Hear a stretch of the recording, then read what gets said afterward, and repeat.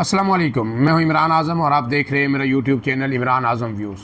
नाज़रीन, बलूचिस्तान में एक खातून और एक नौजवान के कत्ल के हवाले से जो स्टोरी है उसमें चीज़ें आगे बढ़ रही हैं और चीज़ें अनफोल्ड हो रही हैं। कुछ अहम हक़ाइक़ भी जो है सामने आ रहे हैं। लेकिन इस वक्त जो सबसे बड़ा सवाल है जो लोग जानना चाहते हैं वो ये है कि बानो घर से क्यों भागी। दूसरा सवाल ये है कि एहसान उल्लाह जो दूसरा शख्स था उसके साथ जिसे कत्ल किया गया वो नौजवान कैसे पकड़ा गया। और फिर ये सवाल है कि किसने किसको धोखा दिया। इस हवाले से जो है अहम तरीन मालूमात हमारे पास आई हैं, वो आपके सामने मुख्तसरन जो है रख देता हूँ।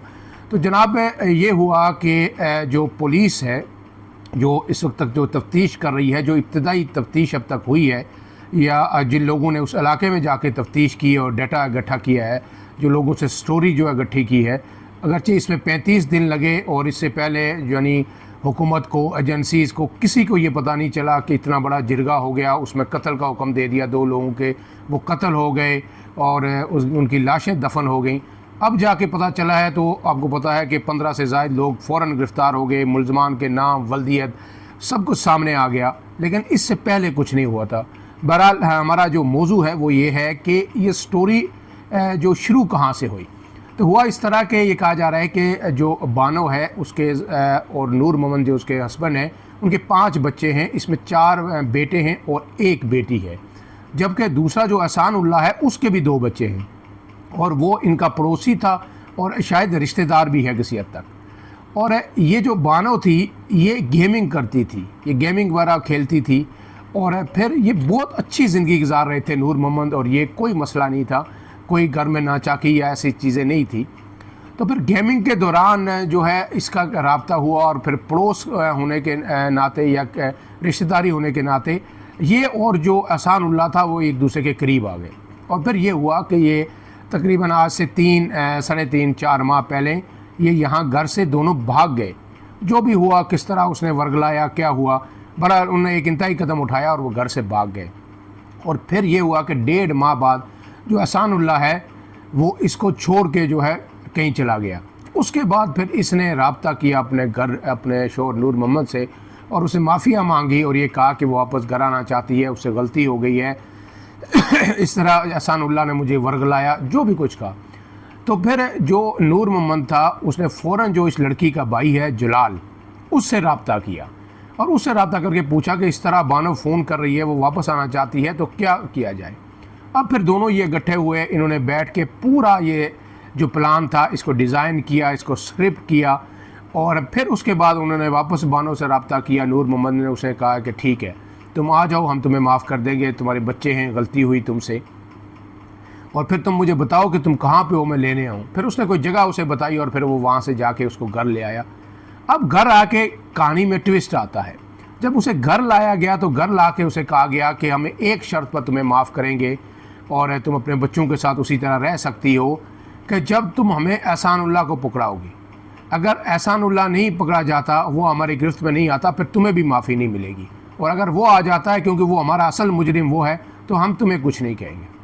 अब इसके बाद 1-1.5 माह और गुजर जाता है और फिर उसके बाद जो है ज़ाहिर है बानो ने उससे रब्ता किया या एहसान उल्लाह ने वापस किया। ये जो है कहा जा रहा है कि एहसान उल्लाह ने रब्ता किया, लेकिन हो सकता है बानो ने किया हो, क्योंकि वो तो एक जो है मिशन पे काम कर रही थी और घर वालों की जो दबाव पे वो उसे जो है पकड़ाना चाहती थी, या फिर बानो को जिस तरह वो छोड़ के भागा था सॉरी, बानो भी खुद चाहती हो कि वो गिरफ्तार हो। तो फिर उसे बानो ने जब रब्ता हुआ तो बानो ने उसे कहा कि तुम मुझे मिलने आओ, या उसने कहा कि मिलने आना चाहता हूँ। तो फिर एक जगह तय हुई, तो जिस जगह बानो ने एहसान उल्लाह को बुलाया वहाँ पे बानो नहीं गई, उसके घर वाले गए और उसके भाई गए, उसका खामंद गया और वहाँ से जाके उसको बांध के एहसान उल्लाह को लेके आए और फिर उसे जाके जो है सरदार बाज खान जो है जो सरदार है कबीले का, सातक से कबीले का, उसके सामने पेश किया गया। वहाँ पे जिरगा हुआ और जिरगे में ये फ़ैसला हुआ कि ये दोनों को गोली मार के कत्ल किया जाए।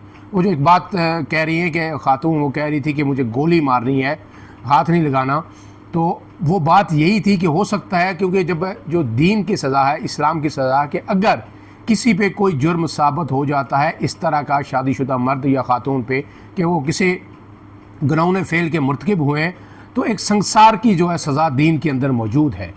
और तो ये जो यहाँ पे जो कहा गया था, वो बानो को ये खदशा था कि शायद उसे संसार किया जाएगा, खुले वीराने में ले जाके उसे पत्थर मारे जाएंगे।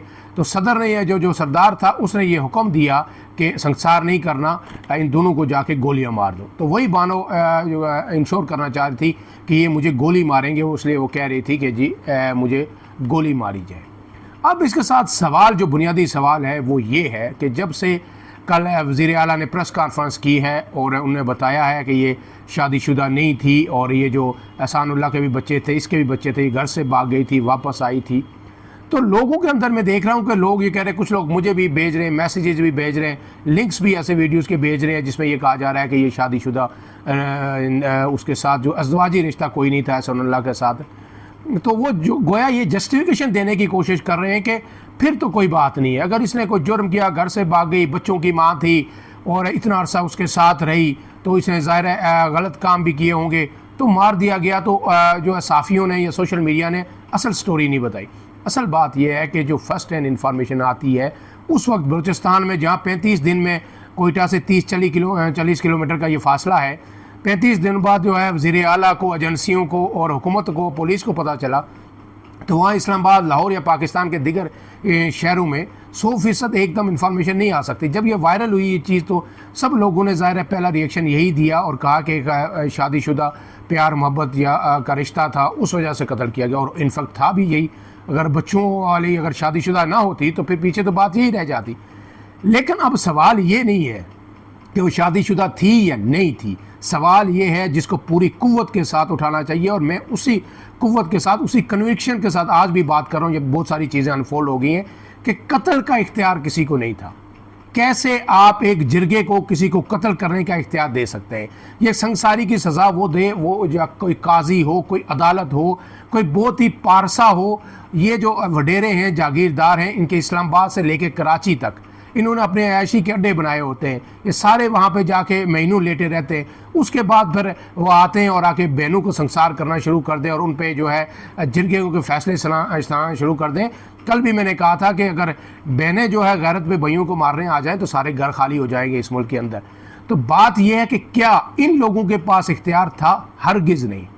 अगर उन्होंने कोई जुर्म किया था, उन्हें अदालत के अंदर पेश किया जाता, कोर्ट ऑफ लॉ के अंदर पेश किया जाता, अदालत फैसला करती, काजी फैसला करता, कोई जज फैसला करता, बेशक उनको जो है उम्र कैद दी जाती, सज़ाए मौत ही दी जाती, सख्त से सख्त सज़ा दी जाती। लेकिन फैसला अदालत ने करना था। जिस मुल्क में इस तरह जिरगे लग जाएं, तो फिर आपने एक दफ़ा देखा था सियालकोट के अंदर क्या हुआ था, फिर फैसलाबाद के अंदर क्या हुआ, जब सड़क पे जो है लोगों को डंडों से 2 भाइयों को मारा गया। फिर एक जो फैक्ट्री का मैनेजर था श्रीलंकन, उसे आग लगा दी गई।